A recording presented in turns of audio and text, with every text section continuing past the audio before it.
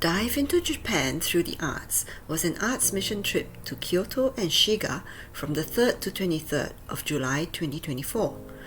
After the team was formed, we started meeting over Zoom for training and planning meetings. Even before we left for Japan, we started working together to put up online outreach materials and publicity for the events that we would be running there. As soon as we arrived, we dived straight into the orientation training conducted by members of WECA Japan and the Arts Release team leaders. This was followed by the preparations for the 2 arts festivals we would be holding in 2 local churches over the weekends. During our arts festivals, we had an art installation, various workshops, live performances, and even a K-pop dance session. We had regular team devotions and also carved out time to share our personal testimonies as well as listen to those of the long-term missionaries based in Japan. We also visited several churches where we facilitated prayer meetings, led worship, and even had impromptu prayer walks. We got to see local art landmarks and try our hand at making traditional crafts too. Let's hear from some of the members. I'm John Mark from the UK. Probably the highlight for me was really spending time and getting to know everyone in the team, and we'd mess around, we'd have fun, but we'd get the job done as well. I think it was quite big for me as well because it's the first mission trip I went on where I didn't know anybody else. So it was a concern, I would say, about what's it going to be like, what's the team dynamic going to be like, but it turned out really well. I painted the image on the left a while back. I volunteered to share this testimony during the event.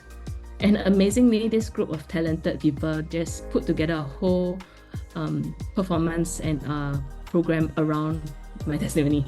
So we presented a very dramatized version of my testimony, and where during the sharing itself, the team will act as live living statue to act out the scene, and in between we'll be presenting a dance, a few songs, and also some Japanese songs as well.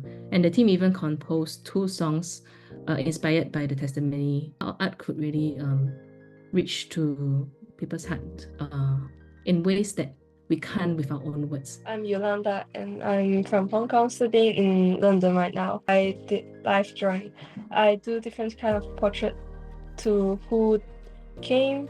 I would like to share about the man on the left. So I did a drawing for him. His jawline is a bit thin, so at that time I didn't think that much. I just draw it a little bit fatter. So after I finished the drawing, I showed him, and he said, "This drawings literally look like before he did his jaw surgery." And I can tell how happy he is when he saw these photos, drawings. And he even showed me his driving license to tell how similar the drawing is. Yeah, I think what I was really encouraged by was seeing the faithful service of the missionaries there. Yeah, I think I learned that a large part of the long-term missions has to do with relationship, and I saw the value of that when we were at the Joyful House in Shiga. Yeah, I think a lot of people came because of their relationship with the missionaries there. And yeah, I think it's been very blessed. It's been a very blessed time to be part of this trip and be able to support the long-term workers there also. So yeah, highly recommend to go on the Archperson trip. The whole trip was actually very memorable to me, and especially for me, it's my first trip to Japan and also my first mission trip. And I respect all the missionaries who serve in Japan, and it kind of inspires me to want to be like them someday.